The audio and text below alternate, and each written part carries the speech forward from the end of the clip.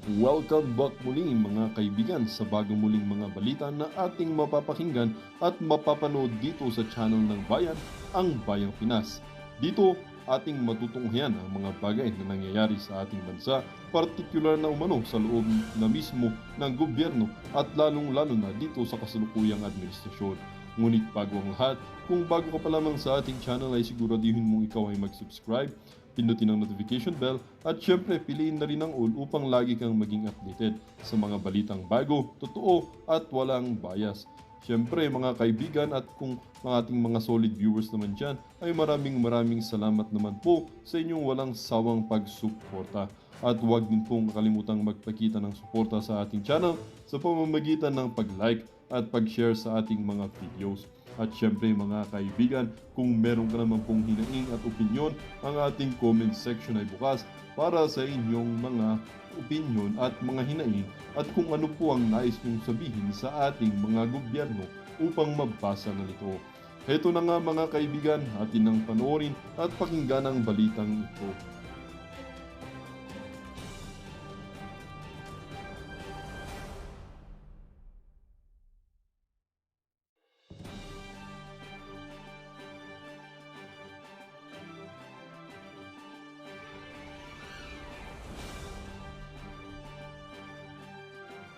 Malacanang dito kay Patrick Jed Mabilog. Malacanang on Monday confirmed that President Ferdinand Marcos Jr. has granted executive clemency to former Iloilo City Mayor Jed Mabilog. Palakpakan, oh. Yan ang sinasabi ho natin. Anong tawag dyan? Para sa mga taga Malacanang, ano yan, bayad utang? Dahil nung nag-testify siya dyan sa House of Representatives, banata niya itong si dating Pangulong Rodrigo Duterte. Sino ang isusunod nyo?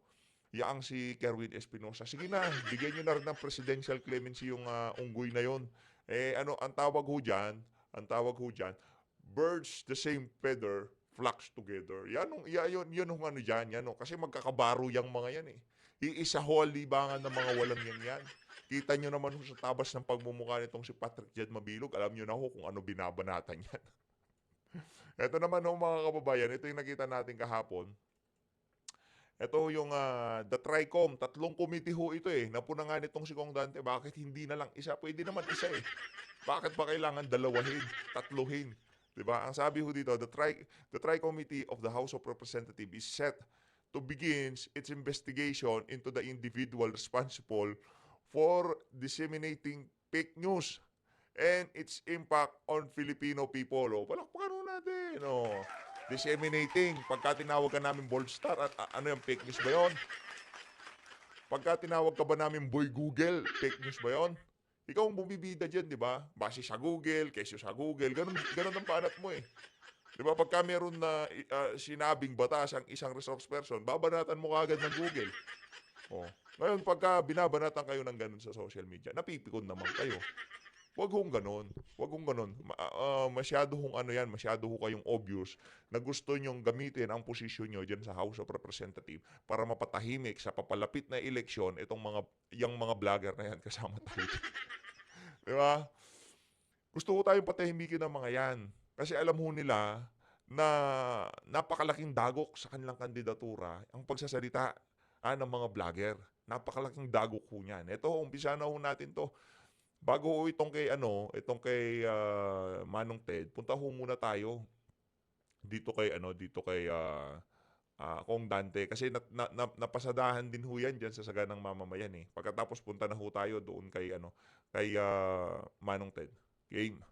Ng ating ating mamamayan, di ba? Ay, anyway, ito bago kayo dumating, ilatag namin, meron tayong Vox Populi. Ang tanong ho natin meron kasing plano ngayon na magkaroon na po ng regulasyon, magkaroon po ng batas kung paano i-regulate ito po mga vloggers natin kung. Meron ata kayong, nabalitaan niyo ba?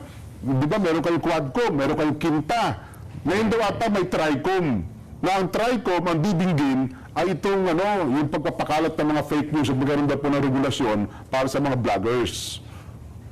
Yun po ang bago. Sinong Hindi pa namin alam. Ito ata yung bunga ng privilege speech ni Congressman Ace Barbers ukol doon sa mga batikos sa kanila, yung mga miyembro ng Quadcom at saka ng Good Government Committee. Bakit ba kinakailangan pa silang gumawa ng o pagsanibin pa yung isa, dalawa hanggang tatlong committee samantalang pwede namang isang committee na lang ang duminig dyan? Para daw po mas makapangyarihan, Kong. Para pag pinagsama-sama mo, powerful, di ba? Para magulo, di ba? Anyway, ikaw, Yun ang problema doon mga kababayan. Kaya ho sila nagdadagdag ng kung ano-anong committee dyan para para talagang solido ang tama, ika nga. Para makapagsalita lahat ng mga nagbida-bida doon sa Tuadcom. Yun lang naman ho yun mga kababayan. 53 sa Balotog, yung kalimutan, Pastor Apollo Kibuloy. Ito kasi yan mga kababayan. No? Kung ating susiriin ng maigi, ang mga nagsusulong dyan sa TRICOM na yan, yung mga individual na nagbida-bida doon sa Tuadcom.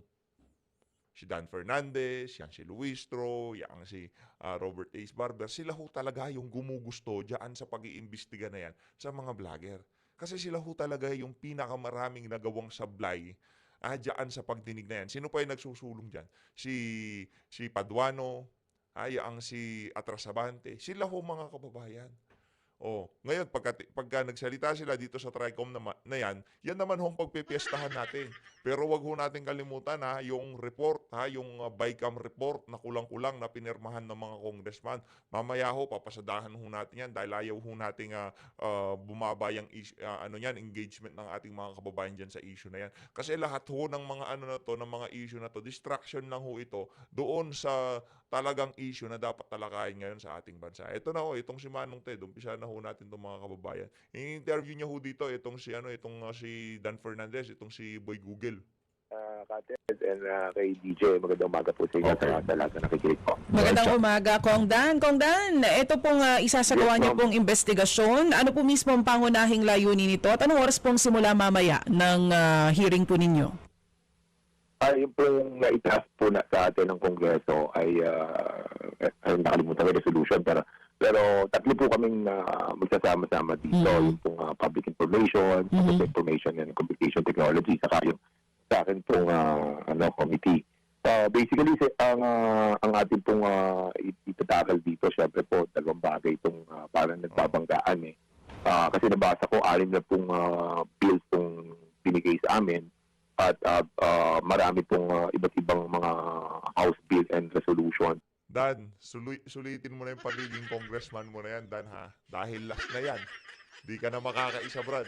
And also, privilege speech po na napadala sa atin. So, yung pong sa freedom of expression and also doon sa libel ng mga different content creator na kumbaga deliberate yung kanilang ginagawang creation and dissemination ng ating pong false information. Kasi medyo may boundary, may gray area kung kami nakikita may mga gaps. Siguro ito po yung ating pong babalansihin. But of course, hindi lamang po tayo pumapasok doon sa issue ng mga vloggers na nagsasalita against a certain personality, karapantan po nila yan under the freedom of expression. But of course, meron mga boundaries that we have to check as well because meron naman tayong nasasagasa ang mga legitimate mga journalists that they are undergoing a certain parang diba, kapag meron kayong nilalabas, meron mo na nag-check, something like that. So, we have to balance that. At aside from that, Manong, saka DJ, meron ding mga bills dito na file din po about sa mga digital literacy na kung saan na-educate natin yung ating mga kabataan kasi basically ang mga kabataan yung medyo na-apektuhan din doon sa mga different content na nakikita natin. Might it be damaging sa kanila, hindi po natin alam pa sa ngayon and that's the reason why we will be inviting dun po sa briefing lahat ng mga stakeholders. Oo, dito nga po sa gagawing hearing ng Tri-Committee, binanggit niyo po kanina, kasama po dyan ang public order, public information and communications technology. Dapat ipatawag din dyan yung mga mainstream media na naglalabas ng fake news. Hindi lahat meron kasi diyang mga ibang mainstream media, naglalabas sila ng fake news. Pagka napatunay fake news, di sila nag-iiratog. Di ko nila binabawi yung kanilang mga post, yung kanilang mga report. Wala akong ganon. Hinahayaan na lang kung lumipad sa hangin yung kanilang pagkakamali. Pero pagka vlogger, nagkamali ka lang ng isang kibot mo lang. Kaya kailangan pagka vlogger, marami kang reference, marami kang video, marami kang posting. Hindi ko kayo pwedeng magkamali dahil isang pagkakamali nyo lang tapos medyo marami-rami yung following nyo, mayayari ho kayo. Talagang lilitsunin kayo ng mga yan. Pero pagka mainstream media nagkamali, kahit na nagsusumigaw na yung pagkakamali nila, lumabas na yung totoong balita, anong gagawin nila? Anong gagawin ng mainstream media? Hindi ko sila mag-iiratom, hindi ko nila babawiin yung kanilang mga pinost. Wala ho nga pagpapaumanhin, ganon, public apology. Wala ho! Pero pagka vlogger, nagkamali ng isang beses, todo ano ka na dyan, pasensya na po, nagkamali po ako. Pero pagka mainstream media, wala. Pero yung sinasabi nila, may accountability daw itong mga mainstream media, pero yung mga vlogger, wala. Yung mga vlogger, pag nagkamali, talagang kitang-kita. At manghihingi yan ng pasensya. Pero yung mainstream media, dahil sa napakalaking kumpanya, wala nang basta-basta makakabangga dyan. Pagka nakapagpakalat ng fake news yan, sinasadya o hindi man sinasadya, wala hong paumanhin kayong maririnig. Sa unang hearing na mangyayari po mamaya, ipinatawag niyo po yung mga social media platform at may ipinatawag din po kayong mga vloggers. Sino-sino po dadalo sa pagdinig mamaya? Ang alam ko na nag-confirm, no? Yung pong ByteDance ng TikTok. Hindi ko alam yung sa Google Philippines. At Meta. sa Meta Philippines. At tapos, ngayong umaga yon, briefing lang yon. Tapos, pagdating ng alauna naman po, yung ating pong Department of Information and Communication Technology, sa DICT, si Secretary Ivan, DOJ, National Bureau of Investigation, NTC din, kumpitan din po natin, saka yung Cybercrime Investigation and Coordination Center, Talaga NTC. sinusulit nila. Yun yung mga inibitan po natin para makita natin saan ba tayo nagkukulang. Ako kasi nakikita ko tayo nagkukulang tayo doon sa implementation ng panguhuli sa mga kalto. Kasi kung titignan mo yung 10175, klaro naman doon yung pati doon sa content-related offenses, nakalagay naman doon. Hindi lamang siya broad, hindi lang siya malawak. Kaya tingin ko lalawakan natin yun. Kasi kung ginawa ito ng 2012, hindi pa uso itong mga content creator na ganito ka-wild, no? Walang regulation. I think palagay ko yung... Brad, nung kabataan mo, mas wild ka dyan. Mas wild ka sa mga vlogger. Huwag mo kami tatawaging mga wild, Kasi kung usapang wild lang, walang makakaporma sa'yo, Brad. Naglalabas ka ng abs mo nung mga panahon na yun, Kung wild ang usapan, di kami kasama dyan. Ikaw lang ang bida dyan. Pagiging wild ang usapan, ikaw lang bida dyan. Pipikon na naman niya sila. For example, yung nag-splice ka para marating mo yung narrative mo. And Brad, hindi splice to kabuuan ng interview mo to. Sinasagot ko lang ng punto por punto yung mga kabalbalan mo. what push you, no, para gawin yun. So, ito yung mga bagay na dapat natin consider dito sa ating 10175. But, considering also yung freedom of expression. So, nasaan tayo sa boundary yun? So, ako, public order ang aking hawak. So, I have to check it out kung talagang nag-a-adhere yung mga ginagawang ito doon sa mandato ng ating committee. Most especially kapag tatamaan na yung mga future generation. Tayo, kaya na natin, nakaka-relate na po tayo dyan Kumbaga, una, nasasaktan tayo, but eventually, nagiging wala na, matigas na yung puso mo, hindi mo na pinapansin. But sometimes yung mga ganun, nagiging parang katotohanan na. So, ang aking pananaw, no, and I want to be clear on Pagka ba tinawag ka namin Boy Google, pagka tinawag ka namin Bold Star, tumitigas na ba yung puso mo nun? Hinahayaan mo na lang kahit hindi totoo. Ang tanong, totoo ba yun o hindi totoo? O talaga, oo. Yan ang problema sa inyo Pagka nababansagan kayo ng kung ano-ano, nababanatan yung mga naratibo nyo. Pagka natutumbok ng mga vlogger, yung kanilang nais patunguhan sa kanilang mga vlog, na kung saan totoo naman yun, na kayo dyan sa Twadcom, wala kayong ginawa kung hindi manira, siraan ang pamilya Duterte. Wala kayong pinag-usapan dyan na kung saan ikakabuti, ikakagaang ng kabuhayan ng ating mga kababayan. Bagkus, paghahanap lamang ng butas o maibabato sa mga Duterte. Ano ho ba yung pekis ho ba yun? Meron ho ba kaming nakita dyan sa Twadcom na kung saan masasabi nating yung partikular na usapin na yan para talaga malinis, mapatigil ang mga kriminal na to, ang mga durugista na to ngayong mga panahon na to. Meron ho ba? Inimbestigahan nyo ba yung mga nawawalang bata? Yung mga natatagpuan yung bata, pugot ang liig. Oh, walang laman ng katawan, kulang-kulang na. 'Di ba? Meron ho ba kayong pinag-usapan na ganun sa Tuadcom? Wala.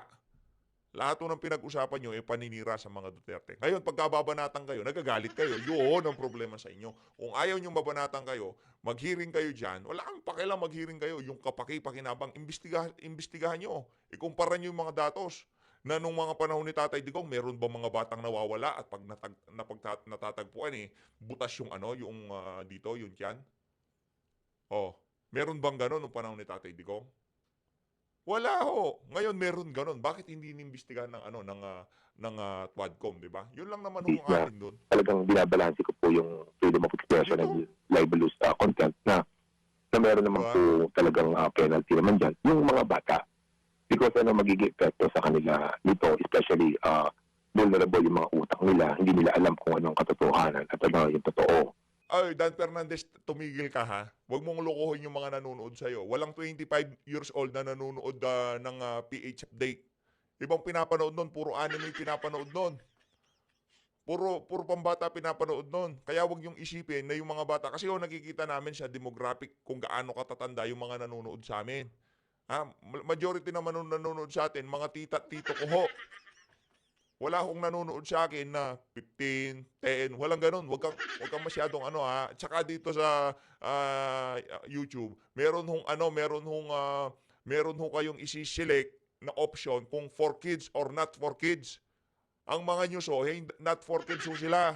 Wag ko kayong magbida-bida kung hindi nyo alam yung mga sinasabi nyo. Bata. We have to protect our generation and our public Joke lang. Baka sa video, umabuto ka na ako ni PH, patawag niya yan. quality.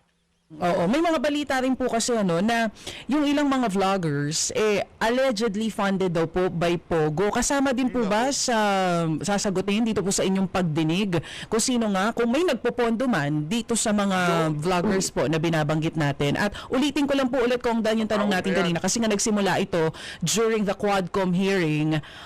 Yung pong mga patutsyada dito sa ilang miyembro ng Quadcom, meron po ba tayong mga inimbitahan na vloggers na sa inyo pong pananaw ay sinisiraan po itong miyembro ng Quadcom?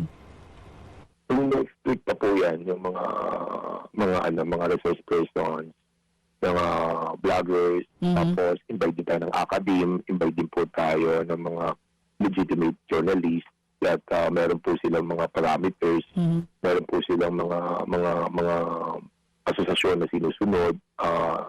Kasi parang ang mga legitimate journalists, bago sila maglabas, siyempre, maraming prosesong dinadaanan. Ang problem sa mga vloggers natin, sometimes wala nang ganito. And we need to find out bakit.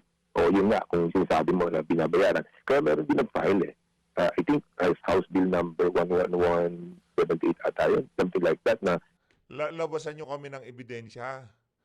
Labasan nyo itong mga, kung meron kayong ebidensya, ilabas nyo na, huwag na kayong mag-hearing. Itong si Vlogger A, Vlogger B, itong tinatanggap nilang pera, ito ebidensya. Labasan nyo ng ganon. Hindi yung mag-witchant kayo dyan, yung, di ba, yan kasi, dyan ho sila magaling. Dyan ho sila magaling dyan sa House of Representatives. Walang mga ebidensya doon sa hearing kasi meron ho silang immunity, meron ho silang contempt power. Dyan ho sila magaling. Doon ho yung evidence gathering, lahat na ho, paghuhukom, lahat na. Doon na ho sila, pagpupulis doon na, dyan, sabay-sabay na, dyan sa committee. Decriminalize na po yung operation ng troll farms and yung deliberate creation. Saan kayo nakakita ng ganitong setup na troll farm? Sige nga, maghanap kayo ng troll farm na merong ganitong setup. Nako! Kanilang dissemination of price information. And malaman din po natin mga troll farms. Kasi ang hirap Alam nyo kung sinong troll farm? Pilipinas Today, ang mga Today na yan, Ilocos Today, Mindanao Today, yung mga Today ho na yan, yan ang literal na mga troll farm. Yan ho talaga mga troll farm kasi isa naratibo, sabay-sabay nagpo-post. Ganun ho sila. Siraan nila si BP, siraan nila si BBM. Yan ho yung mga troll farm. O sinong hindi nila sinisiraan? Si Tambaluslos ang hindi nila sinisiraan. Pagdating sa mga politiko, mababayaran para masira yung politiko. At Tapos yung mga negosyo para masira, gagamitin din yung mga ganitong troll farms. So, ito siguro yung isa sa mga kulang doon sa 10175. But again and again, we have to consider yung tinatawag po nating freedom of expression. Kasi nga sinasabi ng iba, hindi, sapat na yan, may libel na nga eh. Sa buong mundo nga eh, dinidecriminalize na yung libel eh, which is true. Kasi freedom of expression yung ating pinaka utmost priority eh. But somehow, babalansin mo din talaga, paano naman yung mga bata, lalo tigit kapag ang content ay talagang alam mong mali na, hindi mo ba i-regulate yung mga platform or hindi mo ba i-enhance yung pagtugis ng mga agencies. Ako, ang nakikita ko dyan, tingin ko itong dalawang bagay na to, platform and at the same time, yung ating pong agencies, dapat itaas po natin ang antas ng panguhuli dito sa mga cybercrime. Oo. So, sinasabi niyo po, mas pananagutin ang social media platforms kung sakali man? Meron ng silang penalty yung social corporate nila. Penalty nila is already 10 million. So, merong sinasabi dito na mga bills also na tinataas nila yung penalty. And yun nga ang reason bakit natin sila imbitahin para malaman natin bakit hindi nasasawat itong mga ganito. But, yun nga, baka hindi sila tumutuntong eh sa freedom of expression eh, which is being mandated by international community already. So, yun yung babalaan sila mo talaga. Kung hindi mo sila mamandato, imandato po ang DOJ, NBI, PNP, palakasin natin to. Meron din dito, may nababasa ako parang creation of yung parang yung mga critical information infrastructures para i-strengthen itong ganitong klase ng mga abuses. So, ang daming bills. Si Manong Ted, hindi mo magtatanong si Manong Ted, parang si DJ Chacha lang ata bibirada dito kay dito kay Dapper. Siguro nito si ayaw kausap yan.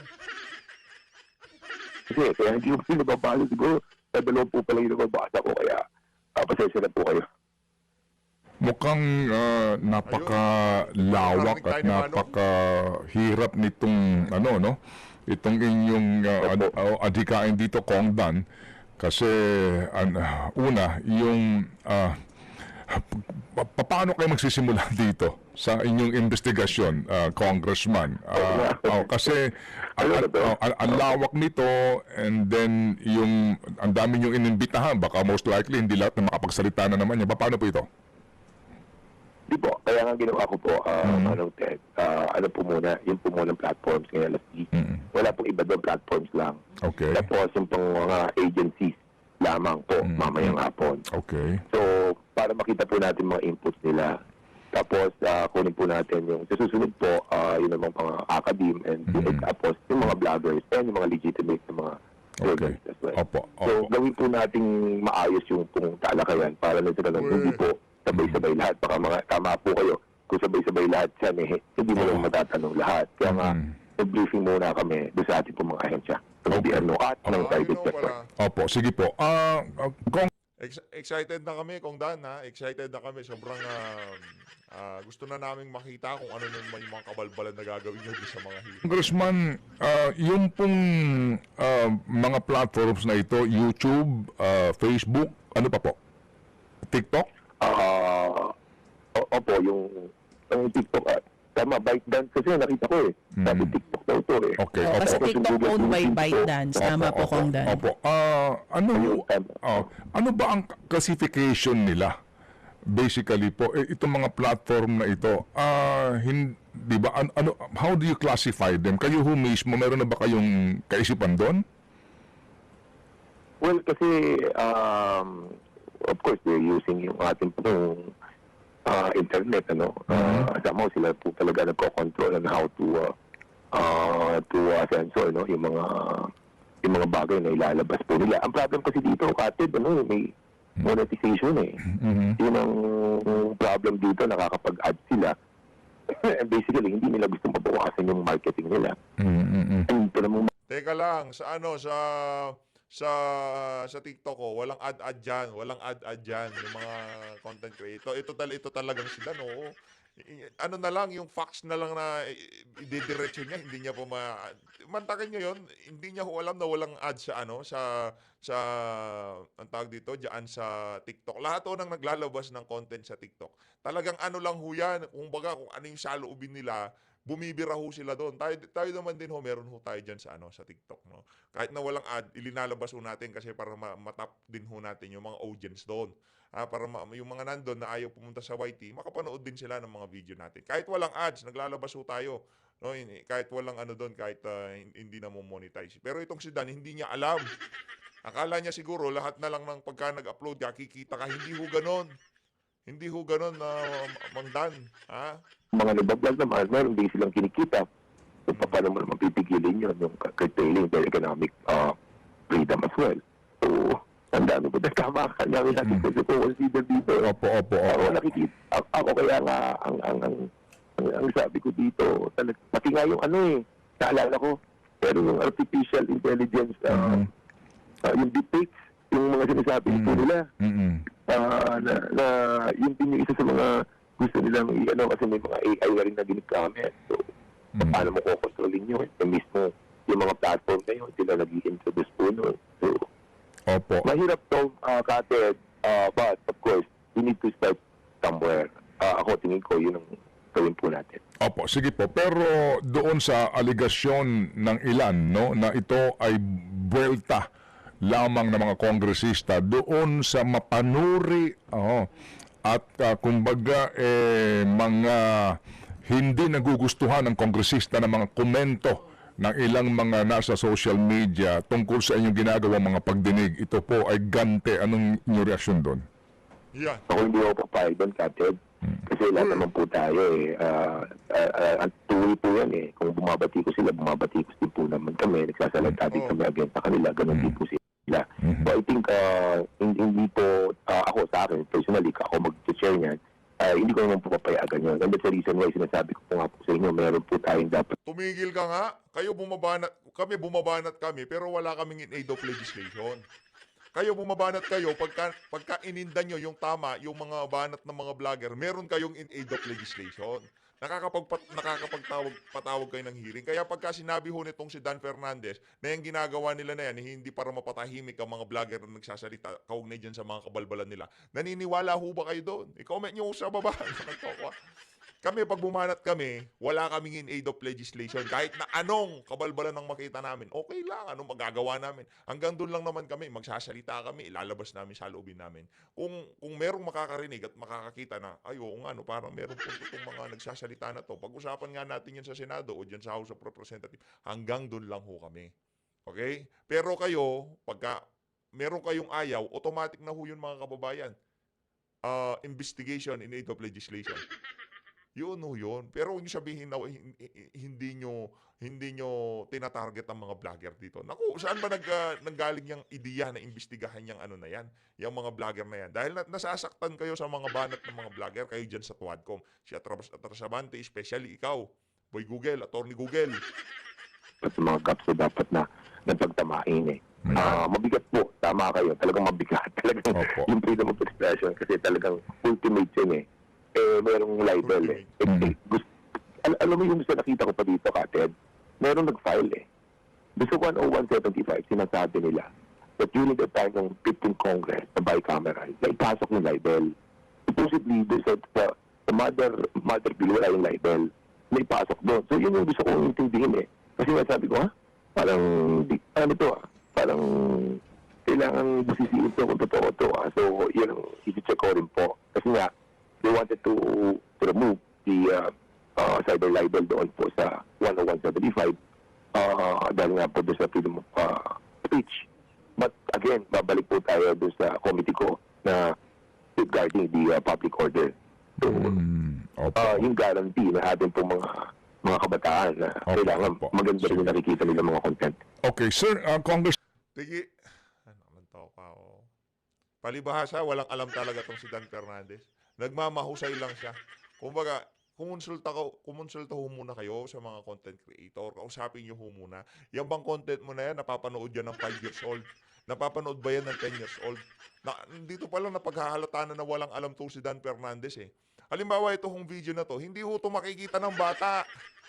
Ipinapatay ho namin, merong opsyon na para hindi yan makita ng bata kasi hindi niya naman maiintindihan ng pinag-uusapan. At ang tanong, tatambay ba dito yung bata? Pupunta ho yun doon sa mga, dyan sa mga anime, yung mga cartoons, yun ang gusto nilang panoorin eh. Hindi, wala ho silang pakialam dito. Smart. Unless na lang meron silang project sa school na kung saan na hinahanap ng mga guro nila kung makita nila yung mga aang-anga diyan sa House of Representatives, malamang manunood sila at ilalagay nila ang pangalan doon ni Dan Fernandez, di ba? Ganun lang naman ho yun eh. Pero yung ordinaryong bata tatambay dito, papanoorin nila to, titignan nila kung anong nangyayari sa ating bansa. Hindi ho. Wala hong gano'n. Ang gusto ng mga bata, maglaro, magpindot-pindot. Yun ang gusto ng mga bata. Mag-games. Uubusin nila yung 30 minutes nila dito sa kakapanood ng video na to. Ano mapapala nila pag nakita nila yung kabubuhan mo, Dan? Dan! Hanggang Feb 7 na lang ang inyo pong plenary session. Ang balik niyo po sa Hunyo na. Do you have time to handle these committee hearings and the corresponding approval of your proposed measures, Congressman? Nako. Yun ang problem to, Ted. Sa totoo lang. Hindi yun problema. Yun ang problema mo. Kami hindi namin problema. Kasi wala kaming pakialam dyan. Talagang pag-rest back lang naman yun sa mga Sa po yan vlogger. sa March 27, no? Talagang- Medyo maihinto na yan. Ako, especially sa akin po. Dahil tumatakbo din po ako. Probably itong po February, pwede pa po yan. Even mag-break po tayo sa February 3. We can still held mga hearings. And after which, kapag natapos na po yung election sa May, meron po tayong pabalik po tayo sa Kongreso, meron po tayong mga 2 weeks. Pwede naman po nating i-hearing as well. But of course, yun na nga, tingin ko kung bibigyan ng atensyon, no, na ngayon, tapos, kasi Wednesday, wala na rin po eh. Next week, 3 days na lang. Sa February, kung makakapag-hearing tayo ng 2-3, siguro most likely kaya. Dahil pagbabalik po natin after election, baka sakali, pwede pa. Okay, sige po. Pero you have to have a counterpart measure in the Senate. Eh kung wala din po yun, para kay itong inyong hearing na po ito, kung sakasakali po, will this be... Exactly po yan. Go ahead. Walang nasa matinong kaisipan na senador ang tatalakay dyan sa issue mo na yan. Nasaktan lang kayong dalawa ni ano. Yan. Pakanahon nilang dalawa ni Paduano yan. Ay ni Abante. Uy, yung mga resource person ho kasi, huwag yung kinakausap. Doon talaga sila nasaktan. Sa totoo lang ha, yung unang pag-uumpisa ng hearing dyan talagang papogi-pogi yan Yung tipong meron pa silang harutan moment nitong si Cassandra Leong, di ba? Ngayon, ano nangyari dun sa mga kaso ni Cassandra? Sinira nyo ang dangal ng Ale. Napahiya siya sa sambayan ng Pilipino. Pero para saan? Wala. At yung mga vlogger na papapuntahin ho nila dyan, yun din ho ang target nila. Mapahiya, makontempt, o di naman ho kaya, makontempt, para dito sa papalapit na eleksyon na to, manahimik na yung mga vlogger. Diba? Malapit na eleksyon O siyempre, baka si Tamba, lalo na yung mga kandidato nitong administrasyon, sigurado, diretso sa inodoro lahat yung mga yan. Marami ho kasi silang mga out of this world na ideya na talagang pagka ini-implement nila o isinasakatuparan nila, nakikita natin na medyo falsifikado yung mga desisyon nila na yan. Nakikita ko naman po dyan, Sir, PJ.